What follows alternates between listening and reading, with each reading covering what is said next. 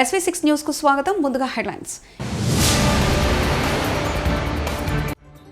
మీ vote అవినీతి కాంగ్రెస్ ని మట్టుబెట్టింది. జార్ఖండ్ వేదికగా మోదీ ఘాటు విమర్శలు.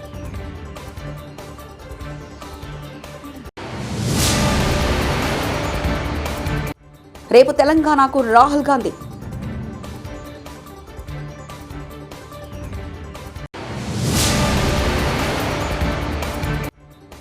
మహిళల భద్రత కల్పించడంలో వైకాపా ప్రభుత్వ విఫలం. సాధినేని యామిని శర్మ.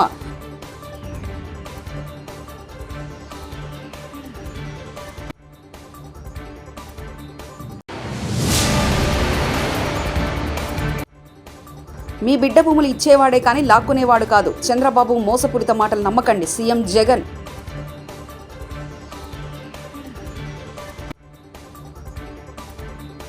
లోక్సభ ఎన్నికల వేళ అధికార బీజేపీ, ప్రతిపక్ష కాంగ్రెస్ పరస్పర ఆరోపణలతో రాజకీయాన్ని హీటెస్తున్నాయి. ఎన్నికల ప్రచారంలో భాగంగా ప్రధాని మోదీ మే 4న జార్ఖండ్ పాలంలోని ఎన్నికల ర్యాలీలో పాల్గొన్నారు. ఈ సందర్భంగా ప్రతిపక్ష కాంగ్రెస్, జేఎంఎం నేతలపై మోదీ విరుచుకుపడ్డారు. ఆయన మాట్లాడుతూ ఒక్క ఓటు అవినీతిమయమైన కాంగ్రెస్ని అధికారం నుంచి తొలగించేలా చేసిందని విమర్శించారు. అదే ఓటు దేశంలో ప్రజాస్వామ్యాన్ని పునరుద్ధరించిందని, జమ్మూ కాశ్మీర్లో ఆర్టికల్ 370 రద్దయ్యేలా చేసిందని, ఉగ్రవాదాన్ని తుడిచిపెట్టిందని అన్నారు. यही इनका असली चेहरा है. ये लोग समाज को बांटने के लिए, देश की एकता तोड़ने के लिए कुछ भी कर सकते हैं. मां भारती की रक्षा के लिए जो सीने पर गोली खाता है वो पहले भारतीय होता है. और ये आरजेडी के लोग उसे हिंदू मुसलमान की नजर से देखते हैं. मैं जरा हिंदू मुसलमान का बंटवारा करने वालों को पूछना चाहता हूं, क्या अब्दुल हमीद जी को हम इस शर्त इसलिए याद करते हैं क्योंकि वो मुसलमान थे? देश को इस दिशा में ले जाएंगे ये लोग. यही लोग सर्जिकल स्ट्राइक पर सवाल उठाते हैं, एयर स्ट्राइक पर सवाल उठाते हैं. यही लोग आर्मी चीफ को गाली देते हैं. आखिर किसको खुश करने के लिए किसके इशारे पर ये बोला जाता है? देश सब देख रहा है, जनता है, सब कुछ जानती है. देशवासी सब देख रहे हैं.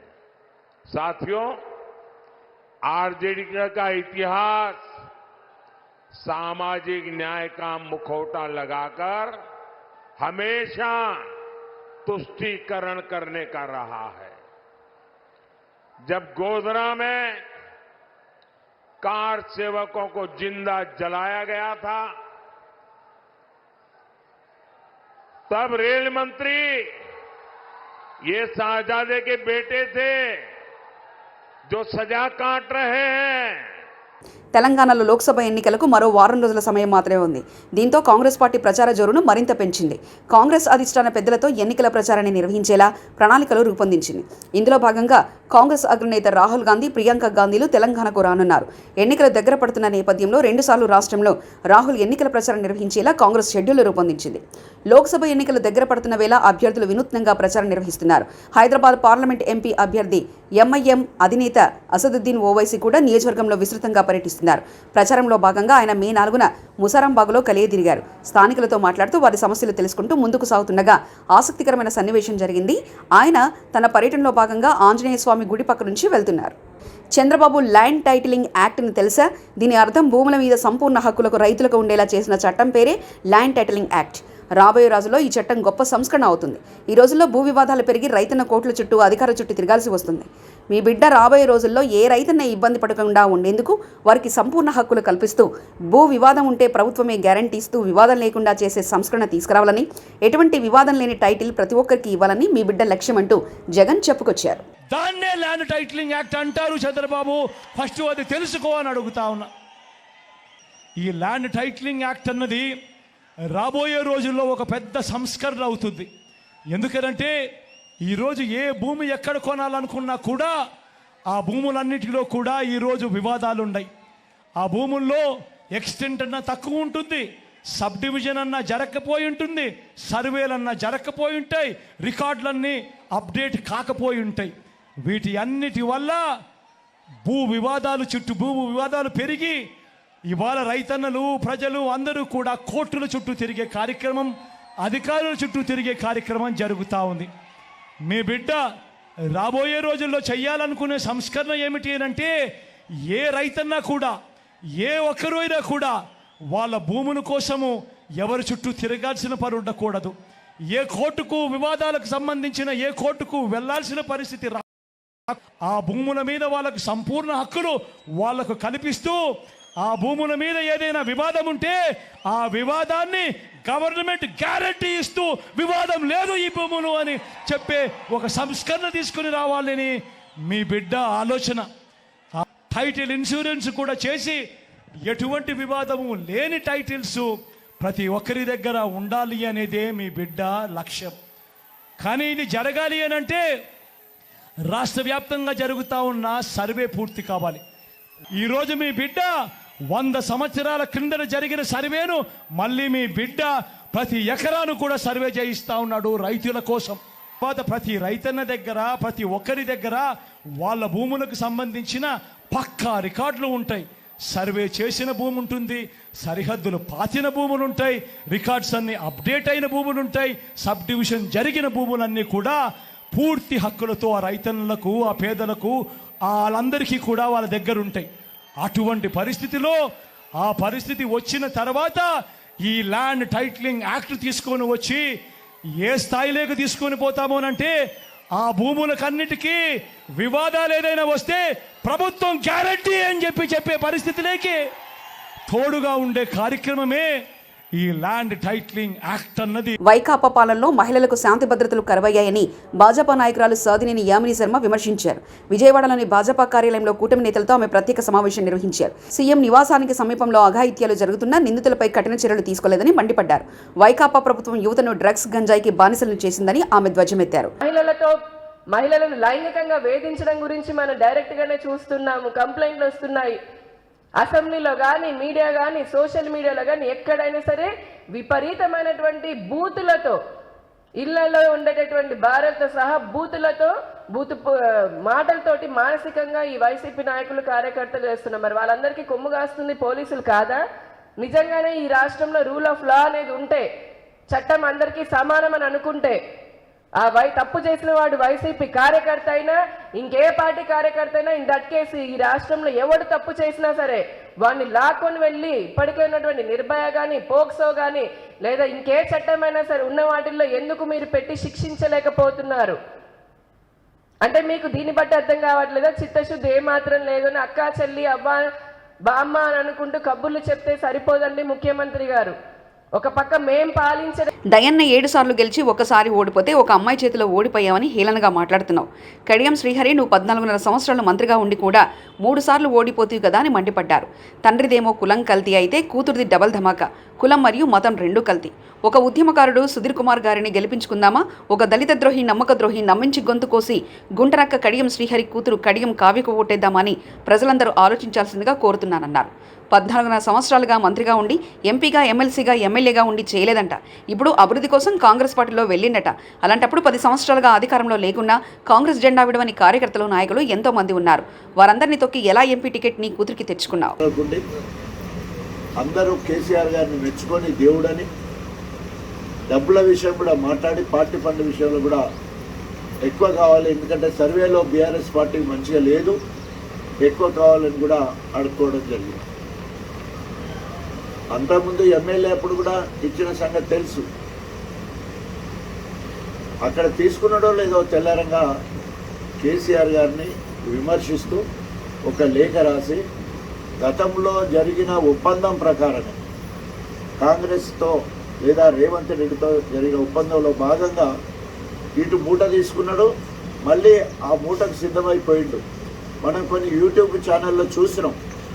కేశవరావు గారు ఆయన సెక్రటరీ జనరల్, వాళ్ళ బిడ్డ మేయర్, వాళ్ళిద్దరూ ఇక్కడ కడియం శ్రేణి ఇప్పుడు ఎమ్మెల్యే, తర్వాత ఎంపీ అభ్యర్థి. వీళ్ళిద్దరూ కాంగ్రెస్ పార్టీకి వస్తే సరి 100 కోట్లు, ఒక్కొక్కరికి 100 కోట్లు తీసుకొని కాంగ్రెస్ పార్టీకి అమ్ముడు పోయినట్టు మనం యూట్యూబ్ ఛానల్లో చూసినాం. కడియం శ్రేణి ఏం బతుకునేది తూ అంటారు. ఎందుకంటే ఇటు అటు తీసుకొని, ఇటు టీఆర్ఎస్ పార్టీలో తీసుకొని అటు కాంగ్రెస్ అమ్ముడు పోయి ఈ వృద్ధాప్య వయస్సులో ఈ రాజకీయ అంతం కావడానికి నువ్వే గోతి దువ్వుకున్నావు. కేసీఆర్ మాటలో చెప్పాలంటే రాజకీయ భవిష్యత్తుకు సమాధి కట్టుకున్నాడు. ఆయనకి ఏం తక్కువ చేసిండు? టీడీపీలో ఉన్నప్పుడు 10 సంవత్సరాల ఆయనే ఏకైక మంత్రి. అదేవిధంగా బీఆర్ఎస్ పార్టీలో ఉప ముఖ్యమంత్రి, ఎంపీ, ఎమ్మెల్యే, ఎమ్మెల్సీ అన్ని చట్టసభలలో పోయిండు. ఎందుకు నీకు హక్కుతి? జిత్తుల మారి నక్క లెక్క, ఊసర వెల్లి లెక్క అందరూ. సంగారెడ్డి జిల్లా పటాన్చెరు నియోజకవర్గం Tellapur municipal councillor Bharat Congress party ప్రజా పాలన అభివృద్ధి పథకాలను హర్షిస్తూ తెలంగాణ రాష్ట్రం దేవాదాయ అటవీ శాఖ మంత్రివర్యులు కొండా సురేఖ ఆధ్వర్యంలో డీసీసీ ప్రెసిడెంట్ నిర్మలా జగ్గారెడ్డి, పటాన్చెరు నియోజకవర్గ Congress party incharge Kata Srinivas Goud, Neelamadhu, Patancheru assembly coordinator Shyam Goud సమక్షంలో కాంగ్రెస్ పార్టీ కండువా కప్పుకొని పార్టీలోకి చేరారు.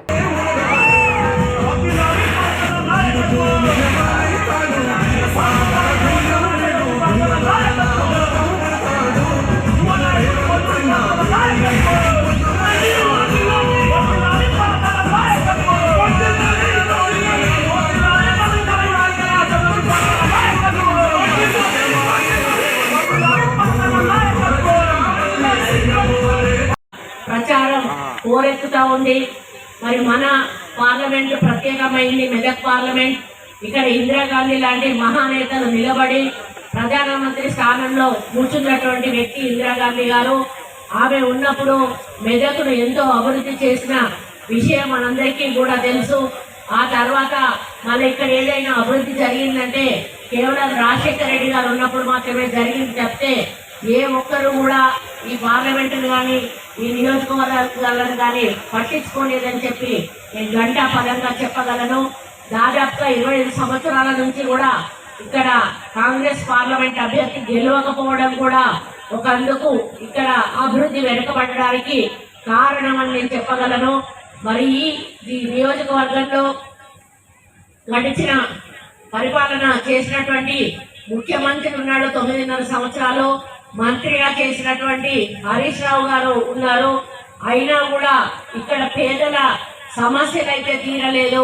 వాళ్లకు కావలసిన తెలంగాణ దేనికోసం కొట్లాడుకున్నారో ఆ తెలంగాణ వచ్చినందుకు వాళ్ళకి ఆ ఫలితం కూడా దక్కలేదు అని చెప్పి చెప్పాల్సిన అవసరం ఉన్నది.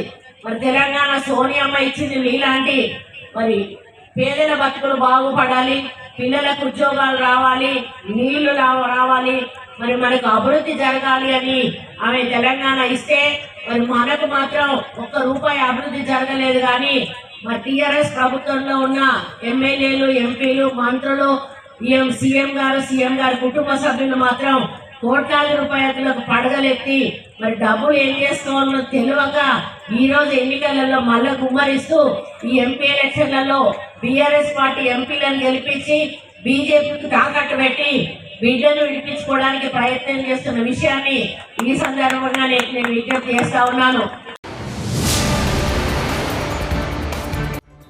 మీ ఓటు అవినీతి కాంగ్రెస్ ని మట్టుబెట్టింది. జార్ఖండ్ వేదికగా మోదీ ఘాటు విమర్శలు.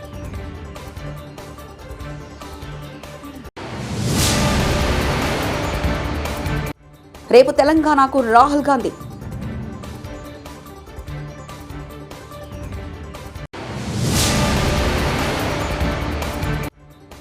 మహిళల భద్రత కల్పించడంలో వైకాపా ప్రభుత్వ విఫలం. సాధినేని యామిని శర్మ.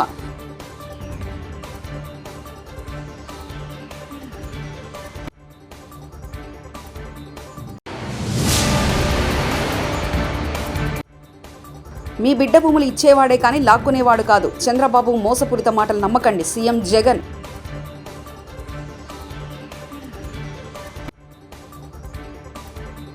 ఇవి బులెటిన్ విశేషాలు. చూస్తూనే ఉండండి SV6 న్యూస్.